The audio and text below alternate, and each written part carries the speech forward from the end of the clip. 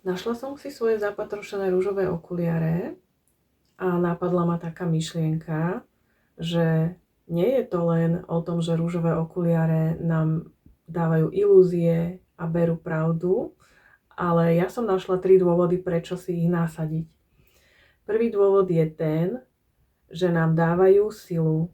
Je to vtedy, keď prežijeme ťažké obdobie a prežijeme ho možno aj dlho a možno nám niekto aj ublížil, alebo tak vnímame, tak na tej situácii môžeme vidieť, čo nám to vlastne dalo.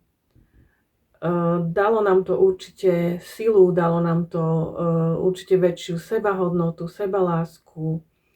Takže vlastne vidíme v tom to pozitívne. Takže nám to dáva vlastne aj silu, väčšiu silu, než sme mali doteraz. A už vieme, čo chceme ďalej v živote.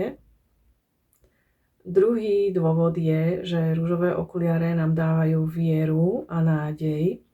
Je to vtedy, keď sa nachádzame práve v nejakej ťažkej situácii a nevidíme z nej nejaké východisko, tak tie ružové okuliare nám dávajú znova ten pozitívny postoj a vieru a nádej v tú lepšiu budúcnosť a v to, že sa to vyrieši.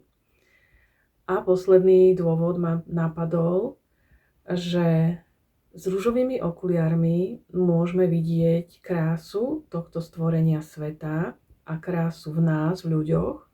Aj keď nemáme všetko, čo chceme, aj keď sa možno necítime úplne dobre, tak vždy môžeme nájsť niečo, čo je tu na tom svete pekné a dobré a za čo môžeme byť vďační.